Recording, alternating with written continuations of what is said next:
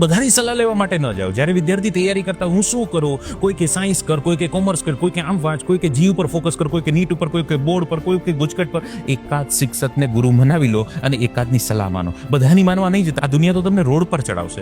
એક ભાઈ સરસ મજાનો ઘોડો લઈને એમના દીકરાની સાથે ચાલતા હતા. એટલે બાપ દીકરો બંને ચાલે અને ઘોડો એમ જ ચાલે. એટલે થોડા લોકોએ આગળ ગયા એટલે એમને કીધું ભાઈ આ ગાંડા જેવા છે, ઘોડો એમ જ બેઠો ને આ બાપ દીકરો બંને ચાલે, બુદ્ધિ હોય તો એકાદ બેસી જ ભાઈ. ઓલાને થયું વાત સાચી.